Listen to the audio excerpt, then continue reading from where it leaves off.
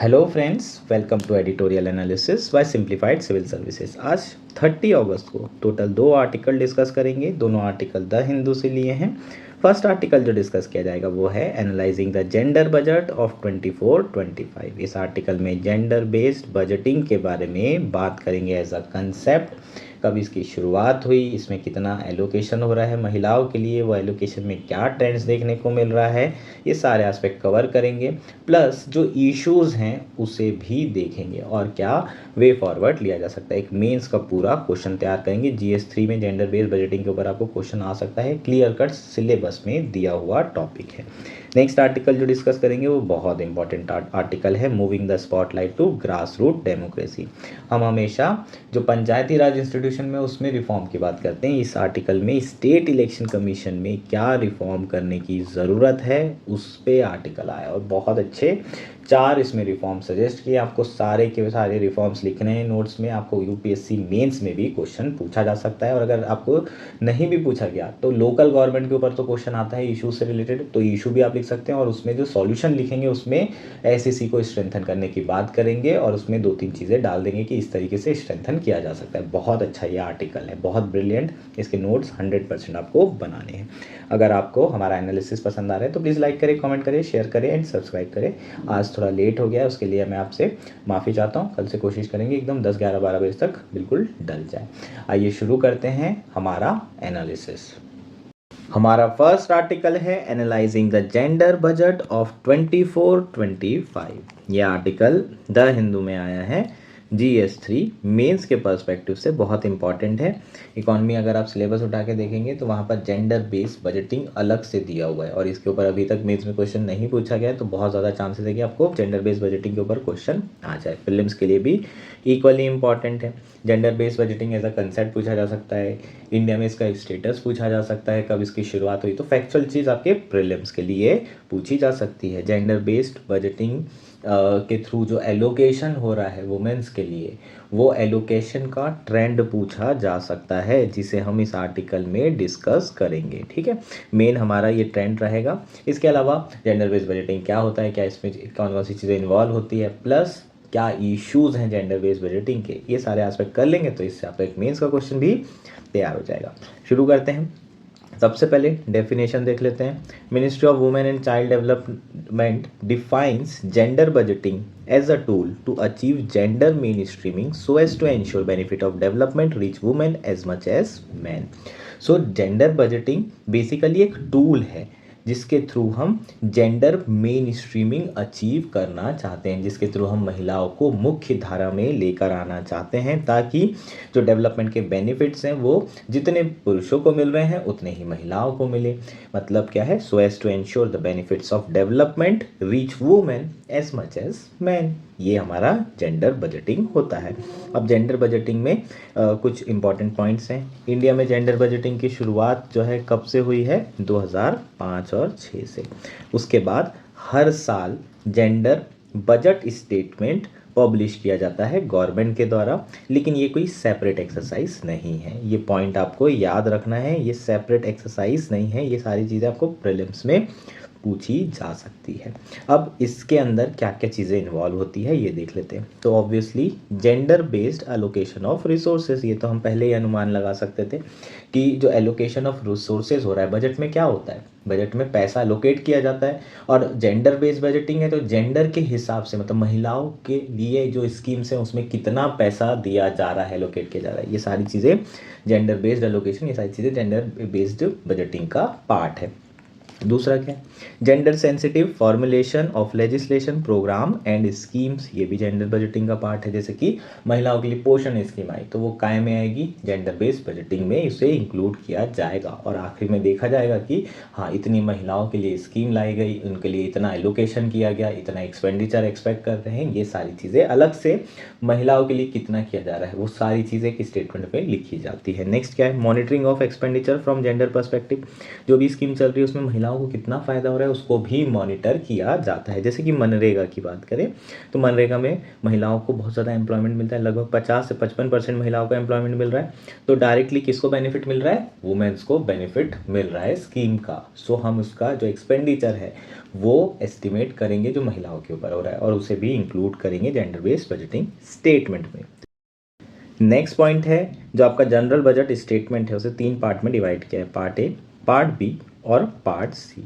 Part C recently include किया गया है अकाउंटिंग में। पार्ट ए और पार्ट बी और पार्ट सी है क्या ये समझना ज़रूरी है, उसके बाद सीधे आर्टिकल के बारे में बात करेंगे। Part A reports expenditure in scheme with 100% allocation for women. इसमें वो स्कीम शामिल की जाती है जिसका एलोकेशन सिर्फ और सिर्फ महिलाओं के लिए 100% एलोकेशन महिलाओं के लिए हो रहा है। प्रधानमंत्री आवास योजना पार्ट ए में इस बार इंक्लूड की गई है। पार्ट बी में जो है बेसिकली जो एलोकेशन है 30 से 99% है महिलाओं के लिए। और रिसेंटली जो पार्ट सी इंक्लूड किया गया है इसमें that reports pro women scheme with less than 30% provisioning for women. So 30% से कम वाली पार्ट सी में आ गई है। पार्ट बी में 30 से 99 और पार्ट ए में 100% एलोकेशन वाली स्कीम को इंक्लूड किया जाता है और उसमें देखा जाता है कि कितना एक्सपेंडिचर हो रहा है, फिर उसे सम अप किया जाता है। आर्टिकल देख लेते हैं, कंटेक्स्ट समझ लेते हैं। सो पहली बार 2024-25 के बजट में जो जेंडर बजट है वो 1% ऑफ जीडीपी एस्टिमेट रीच हो चुका है for the very first time. 2005-6 से जेंडर बेस्ड बजटिंग की जा रही है, लेकिन पहली बार ऐसा हो रहा है कि जो महिलाओं के लिए एक्सपेंडिचर किया जा रहा है, जो एलोकेशन किया जा रहा है वो 1% ऑफ जीडीपी पहुंच चुका है, जो कि बहुत बड़ी बात है। और ओवरऑल जो नंबर है एलोकेशन का वो 3 लाख करोड़ क्रॉस कर चुका है फॉर प्रो वुमेन प्रोग्राम। सो ये हमारा कंटेक्स्ट है। अब यहाँ पर ट्रेंड भी आपको देखने को मिलेगा। यहाँ पर पार्ट ए जो आपका है उसमें एलोकेशन दर्शाया गया है। सो ये पार्ट ए का एलोकेशन देखने को मिल रहा है।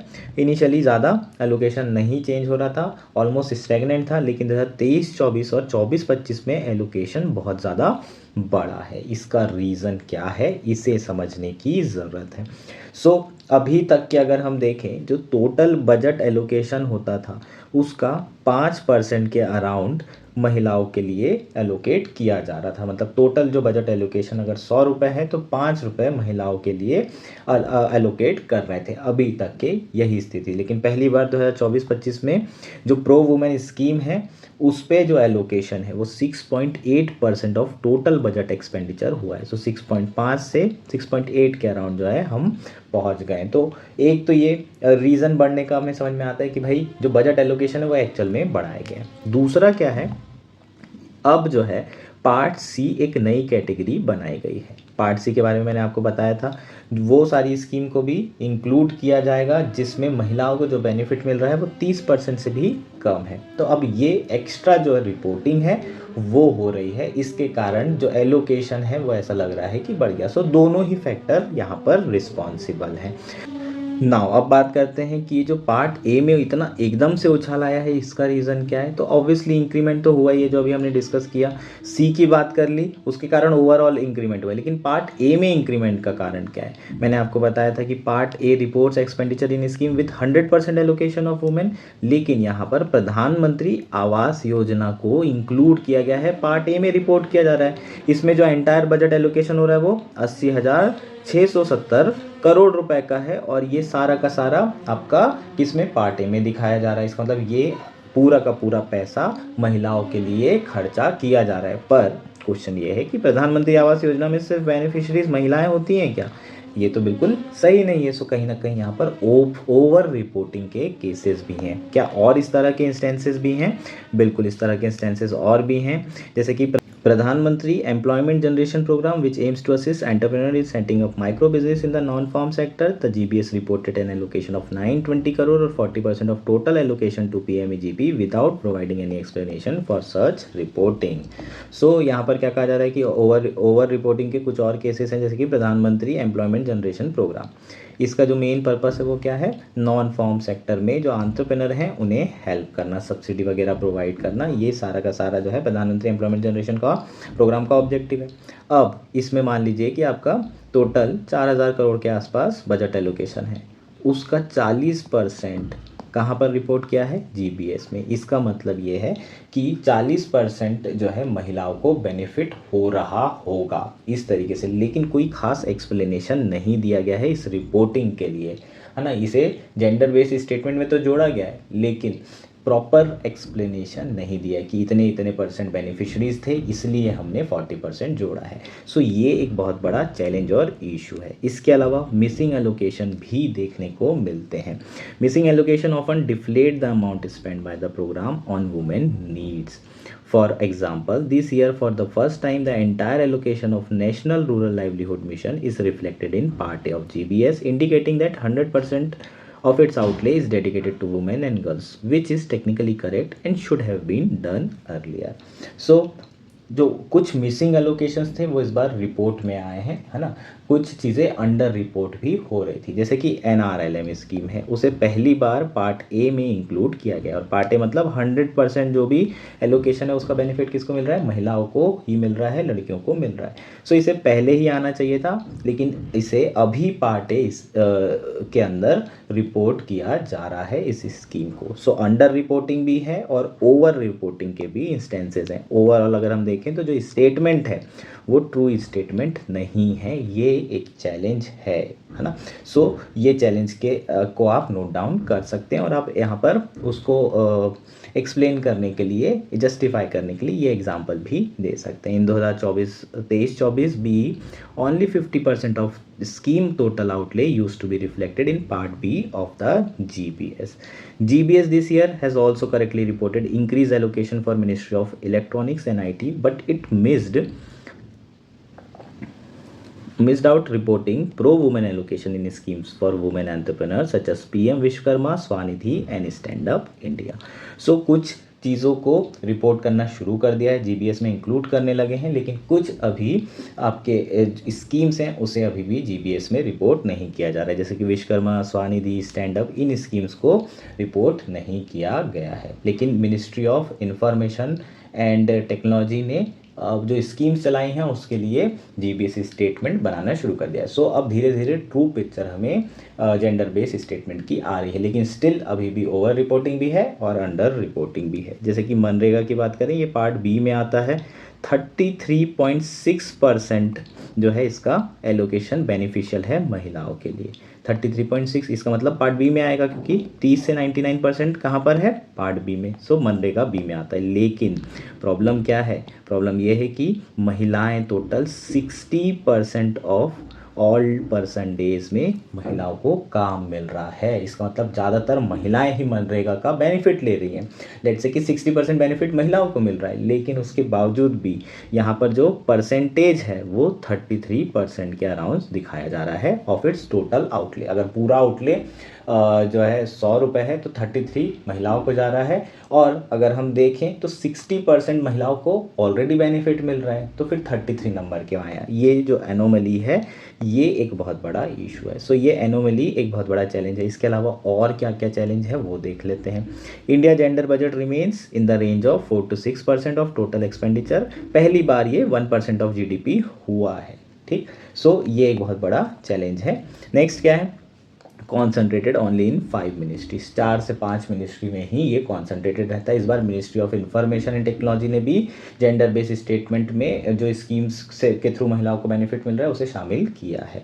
Areas like transportation and water collection ignored, ये एक बहुत बड़ा चैलेंज है। सो ये सारी चीज़ें हमको लिखना होगा चैलेंजेस में। Under reporting and over reporting के बारे में, अनोमलीज के बारे में, वो भी आपको लिखना होगा। और एग्जाम्पल में यहाँ पर मनरेगा का एग्जाम्पल दे सकते हैं आप, प्रधानमंत्री आवास योजना का एग्जाम्पल दे सकते हैं, प्रधानमंत्री एम्प्लॉयमेंट जनरेशन प्रोग्राम का भी आप एग्जाम्पल दे सकते हैं। What next?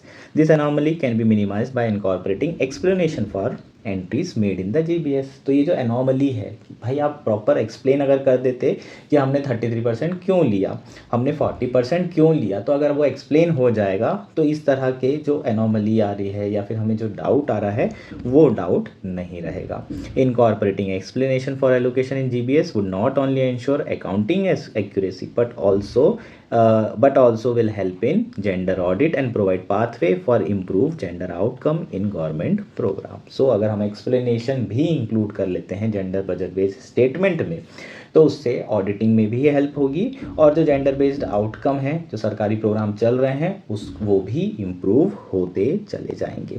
इसके अलावा और क्या करना ज़रूरी है, इसके अलावा एलोकेशन के साथ साथ एक्सपेंडिचर पर भी फोकस करना पड़ेगा। सिर्फ एलोकेट करने से जो है नहीं चलेगा, कितना बेनिफिट हो रहा है, एक्चुअल आउटकम क्या आ रहे हैं, ये बहुत इंपॉर्टेंट है। और इसके लिए भी जीबीएस में आपको अलग से क्या करने की ज़रूरत है और प्रॉपरली आउटकम लिखने की ज़रूरत है कि आपने 3 लाख करोड़ एलोकेट किया और उसके बेनिफिट्स क्या हैं, चाहे वो टेंजिबल बेनिफिट्स हो या फिर इनटेंजिबल बेनिफिट्स हो। इसके अलावा जो मिस रिपोर्टिंग हो रही है उसे रिड्यूस करने की ज़रूरत है, ओवर रिपोर्टिंग हो रही है उसे रिड्यूस करने की ज़रूरत है, सिस्टमेटिक और साइंटिफिक अप्रोच अपनाने की ज़रूरत है ताकि ये जो एनोमली आ रही है वो उसे एड्रेस किया जा सके। सो ये आपके कुछ सॉल्यूशंस हो जाएंगे जिसे आप लिख सकते हैं। चीज़ें क्लियर है, ये हमारा कंप्लीट आर्टिकल था। नेक्स्ट आर्टिकल है moving the spotlight to grass root democracy. यह आर्टिकल द हिंदू में आया है। GS2 पॉलिटी मेंस के पर्सपेक्टिव से इंपॉर्टेंट है, प्रीलिम्स के पर्सपेक्टिव से बहुत ज़्यादा इंपॉर्टेंट है। इस आर्टिकल में हम स्टेट इलेक्शन कमीशन के बारे में बात करेंगे। State election commission needs strengthening and attention, why, और इसके अलावा आप क्या रिफॉर्म सजेस्ट कर सकते हैं स्टेट इलेक्शन कमीशन को इम्प्रूव करने के लिए और स्ट्रेंथन करने के लिए। सो रिफॉर्म्स के बारे में भी डिस्कशन किया जाएगा। हमेशा आपको यूपीएससी में क्वेश्चन CEC के ऊपर पूछा जाता है और चीफ इलेक्शन कमीशन या इलेक्शन कमीशन के ऊपर क्वेश्चन पूछा जाता है। और जो इलेक्शन कमीशन ऑफ इंडिया है, अगर आप उसका ट्रैक रिकॉर्ड देखेंगे तो इंडिपेंडेंट इंडिया का सबसे मोस्ट क्रेडिबल अगर कोई इंस्टीट्यूशन है तो वो इलेक्शन कमीशन ऑफ इंडिया है। यूपीएससी भी लास्ट ईयर तक हम बोल सकते थे कि मोस्ट क्रेडिबल इंस्टीट्यूशन है, लेकिन जब से पूजा खेड़कर वाला केस हुआ है कहीं ना कहीं थोड़ा सा ट्रस्ट जो है यूपीएससी पे कम हो चुका है। अभी लगता है कि हाँ यार 4 से 5% कुछ तो घपला यहाँ पर भी चल रहा है, पेपर लीक भी हो सकते हैं, इस तरह के भी अब डाउट आने लगे। सो यूपीएससी को अब छोड़ देंगे। अब एकमात्र इंस्टीट्यूशन जो सबसे क्रेडिबल बचा हुआ है वो इलेक्शन कमीशन ऑफ इंडिया। उसका ट्रैक रिकॉर्ड उठा के देखो तो फ्री एंड फेयर इलेक्शन कराने में अब जो है हमेशा सक्सेसफुल रहा है। इतनी बड़ी डेमोक्रेसी में 80-90 करोड़ लोग जहाँ पर वोट दे रहे हैं, और उसके अलावा इंडिया में बहुत सारे इश्यूज हैं, लेकिन 34 स्टेट इलेक्शन कमीशन है जिसे अटेंशन की और स्ट्रेंथनिंग की बहुत ज़्यादा ज़रूरत है। अब स्टेट इलेक्शन कमीशन के बारे में जो कॉन्स्टिट्यूशनल प्रोविज़न है उसे देखेंगे जो कि आपको प्रीलिम्स में पूछे जाएंगे। State election commission were brought into existence bye article 243K and 243ZA। ये स्टेट PCS में डायरेक्टली पूछ लेता है ना, state election commission constituted under article 243K और ZA। सो ये स्टेटमेंट सही होगा। 73-74 कॉन्स्टिट्यूशन अमेंडमेंट एक्ट के थ्रू ये कॉन्स्टिट्यूशन में जोड़ा गया था, ये हमें जानकारी है। इनका जो मेन फंक्शन है वो इन्हीं आर्टिकल में दिया हुआ है और ऑलमोस्ट सेम है जैसे कि इलेक्शन कमीशन का था। So article vested them with the superintendence direction and control of preparation of electoral rolls for and conduct of all election to panchayat and urban local government.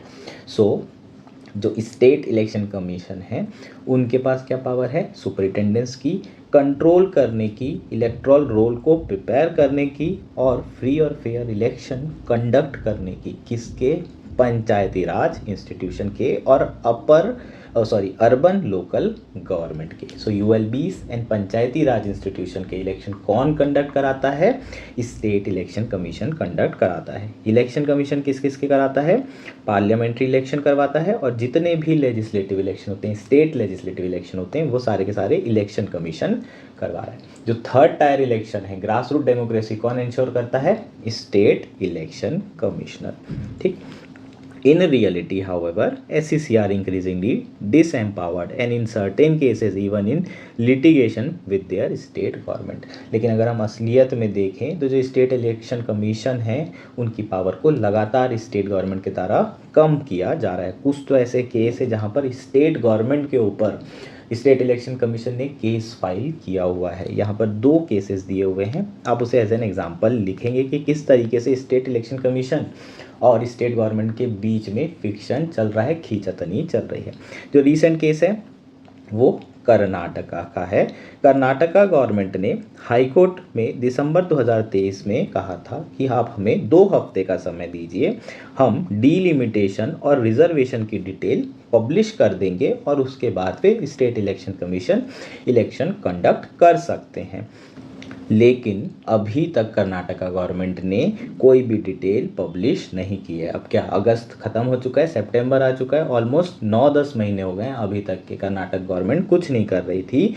इसलिए जो कर्नाटका के स्टेट इलेक्शन कमिश्नर हैं उन्होंने contempt की petition file की है government के against में कि आपने हाई कोर्ट में जो कहा उस ऑर्डर को आप पालन नहीं कर रहे हैं, इसका मतलब आप हाई कोर्ट के अगेंस्ट में जा रहे हैं और आपके ऊपर कंटेम्प्ट लगाया जा सकता है। और ये कंटेम्प्ट फाइल किया स्टेट इलेक्शन कमीशन ने। इसी तरह का केस आंध्र प्रदेश में भी था, जिसमें कुछ ऑर्डिनेंस आंध्र प्रदेश गवर्नमेंट ने लाई थी जो कि स्टेट इलेक्शन कमीशन की पावर को कम कर रहा था। तो स्टेट इलेक्शन कमीशनर और अदर्स ने मिल करके इसे सुप्रीम कोर्ट में चैलेंज किया और फिर 2020 में इस ऑर्डिनेंस को स्टक डाउन किया गया। हमारा पहला जो इशू है वो क्या है, 5 सालों में इलेक्शन नहीं हो पा रहे हैं, रेगुलरिटी नहीं है, और उसका रीज़न है स्टेट इलेक्शन कमीशन की जो पावर है वो कम की जा रही है और स्टेट इलेक्शन कमीशन और स्टेट गवर्नमेंट के बीच में फिक्शन भी चल रहा है। इन रीजंस के कारण जो आपके इलेक्शंस हैं वो प्रॉपरली 5 साल में नहीं हो रहे हैं, और अगर इलेक्शन ही 5 साल में नहीं होंगे तो ट्रू डेमोक्रेसी का मतलब कैसे होगा। फर्स्ट पॉइंट क्लियर है। अब नेक्स्ट पॉइंट की बात करते हैं। रिसेंटली CAG ने परफॉर्मेंस ऑडिट किया था और टोटल 18 स्टेट में ये ऑडिट किया गया था। टोटल अगर हम देखें तो 2240 अर्बन लोकल गवर्नमेंट के इलेक्टेड काउंसिल मेंबर होने चाहिए थे, लेकिन इसमें से 70% जो वार्ड मेंबर हैं वो इलेक्ट ही नहीं हुए हैं। इसका मतलब 18 स्टेट में केवल और केवल 30% वार्ड मेंबर हैं जो कि इलेक्टेड हैं। ये क्या बता रहा है कि इलेक्शन ही नहीं हो रहा है टाइम पे। जो हमारा पहला पॉइंट है उसमें आप ये डेटा भी डाल सकते हैं। It is observed that the disempowerment of SEC is more often than not the cause for the delay in on-time election. Such delays undermine local government and erode the trust of citizen in this important public institution. जो main आपका रीज़न है election के delay होने का वो disempowerment of SEC state election commission है, और उसके कारण जो सिटीज़न का ट्रस्ट है वो भी इरोड हो रहा है पब्लिक इंस्टीट्यूशन में। इसके अलावा एक और यहाँ डेटा दिया हुआ है Janaagraha annual survey of India city system 2023 का, that shows only 11 out of 34 state and union territory have empowered SEC to conduct ward delimitation. केवल 34 में से 11 ऐसे स्टेट और यूनियन टेरिटरी है जिनके पास ये पावर है कि वो डिलिमिटेशन कर सकते हैं, और यहाँ पर उन स्टेट का नाम दिया हुआ है, आप देख सकते हैं। टोटल अगर देखें तो इंडियन पॉपुलेशन के 35% जो है ये 11 स्टेट मिलाकर हो रहे हैं। इसका मतलब अभी भी 65% पॉपुलेशन ऐसी है जहाँ पर SEC के पास, स्टेट इलेक्शन कमीशन के पास डिलिमिटेशन तक की पावर नहीं है। और यहाँ पर यही केस फाइल किया गया था कि डिलिमिटेशन नहीं कर रही स्टेट गवर्नमेंट, रिजर्वेशन से रिलेटेड जो है चीज़ें नहीं कर रही है, इसीलिए जो इस इलेक्शन है वो कंडक्ट नहीं हो पा रहे हैं। ये एक बहुत बड़ा चैलेंज है। नेक्स्ट पॉइंट है regular and fair election to local government are non-negotiable for meaningful grassroots democracy. The requirement to conduct election before the expiry of 5-year term of elected government is a constitutional mandate and must be as sacrosanct as to the election of Lok Sabha and Vidhan Sabha. ये यहाँ इतना ही बस कहा जा रहा है कि जितना इम्पॉर्टेंट विधानसभा और लोकसभा के इलेक्शन है 5 साल में उसको कराना ज़रूरी है, उतना ही इम्पॉर्टेंट लोकल गवर्नमेंट के इलेक्शन कराना भी ज़रूरी है। ऐसा इसलिए है क्योंकि ग्रास रूट डेमोक्रेसी को ट्रू मीनिंग तो इलेक्शन ही देंगे, फ्री एंड फेयर इलेक्शन नहीं होंगे तो ग्रास रूट डेमोक्रेसी कैसे हम डेवलप कर पाएंगे या फिर स्ट्रेंथन कर पाएंगे। To ensure this SEC must be fully empowered on all matters of local government on par with Election Commission of India as observed by Supreme Court in Kishan Singh Tomar versus Municipal Corporation of City Ahmedabad and others 2006. 4 जो reforms हैं उसके बारे में यहाँ बात की गई है कि रिफॉर्म्स की भाई बहुत ज़्यादा ज़रूरत है और सुप्रीम कोर्ट ने भी इसे हाईलाइट किया था 2006 के केस में। ये केस का आप नाम भी लिखेंगे। पहला क्या रिफॉर्म करने की ज़रूरत है? There is need to bring SEC on par with election commission of India in terms of transparency and independence in constitution and its appointment. जैसे अपॉइंटमेंट आपका इलेक्शन कमीशन का हो रहा है, चीफ इलेक्शन कमीशन का हो रहा है, उसी तरह की ट्रांसपेरेंसी इनके अपॉइंटमेंट में भी लाने की ज़रूरत है। आप चाहें तो 3 मेंबर एसईसी भी बना सकते हैं, लेकिन वो ज़्यादा अप्रोप्रिएट नहीं रहेगा, है ना। जैसे कि 3 मेंबर इलेक्शन कमीशन है, यहाँ पर सिंगल मेंबर में भी काम चल जाएगा, लेकिन इसे अपॉइंट करने के लिए जो सिलेक्शन कमेटी हो, कम से कम उसमें chief minister, leader of opposition in legislative assembly है और chief justice of high court हो सकता है। जैसा कि सुप्रीम कोर्ट ने इलेक्शन कमीशन के लिए कोलिजियम बनाई थी, उसी तरह की कोलिजियम यहाँ पर भी स्टेट इलेक्शन कमीशन के लिए बनाई जा सकती है। इसके लिए हमें कॉन्स्टिट्यूशन अमेंडमेंट एक्ट लाना पड़ेगा। 74 कॉन्स्टिट्यूशन अमेंडमेंट एक्ट में ये बदलाव किया जा सकता है। पहला आपका ये रिफॉर्म सजेस्ट किया जा रहा है। दूसरा, delimitation of ward boundaries and reservation of seat must be mandated only at fix interval once in 10 year. जो आपका डिलिमिटेशन ऑफ बाउंड्री है और रिजर्वेशन ऑफ सीट्स है, इसे 10 सालों में ही चेंज करना है। अब डिलिमिटेशन एक बार कर दिया, अगले 10 साल तक करने की ज़रूरत नहीं है। क्यों? क्योंकि अगर बार बार होगा तो स्टेट गवर्नमेंट आर्बिट्री एक्शन लेगा ही लेगा। सो इसे एक ही बार करो 10 साल में और फुर्सत हो जाओ।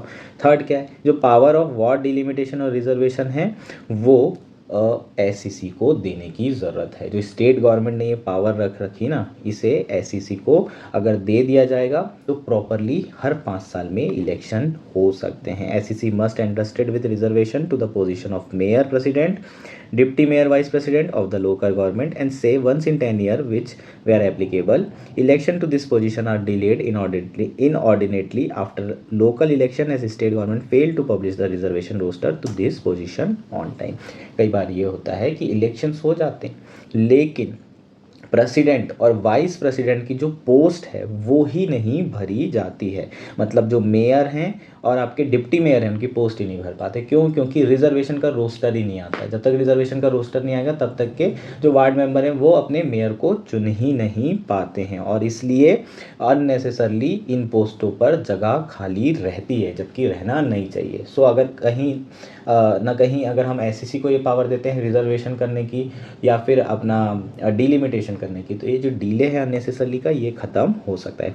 नेक्स्ट और लास्ट है malpractices by presiding officer appointed by state government have also emerged. An example is the election of mayor in Chandigarh Municipal Corporation Council in 2024. So recently हमने देखा था कि चंडीगढ़ में जो प्रिसाइडिंग ऑफिसर है उन्होंने गलत तरीके से बीजेपी को जिताने की कोशिश की थी और उसके बाद सुप्रीम कोर्ट ने बहुत गंदी फटकार भी लगाई थी। It's a mockery of constitution and democracy ये कहा गया था। सो हम लोगों को ये जो मेयर के इलेक्शन हैं इनके लिए भी एसईसी को ही क्या करना होगा, एंड वेस्टेड करना पड़ेगा पावर, है ना। आप कोई और प्रिसाइडिंग ऑफिसर नहीं रखेंगे, स्टेट इलेक्शन कमीशन ही इसी तरह के इलेक्शन कराएगा, मेयर के, प्रेसिडेंट के, चेयरपर्सन के या फिर जो स्टैंडिंग कमेटी में हो रहे हैं। सो ये 4 जो आपके रिफॉर्म्स हैं वो बहुत ज़्यादा ज़रूरी हैं स्टेट इलेक्शन कमीशन के लिए। अगर हम स्टेट इलेक्शन कमीशन को स्ट्रेंथन करना चाहते हैं, ग्रास रूट डेमोक्रेसी को स्ट्रेंथन करना चाहते हैं और हर 5 साल में इलेक्शन कराना चाहते हैं, तो ये पावर हमें देनी होगी। आपको क्वेश्चन पूछा जा सकता है कि बताइए suggest some reforms to strengthen the state election commission of India. इस तरह का आपको क्वेश्चन पूछा जा सकता है मेंस में। ये 4 पॉइंट आपको लिखना है, इसके प्रॉपर नोट्स बनाइए। That's it for today. Thank you and enjoy your day.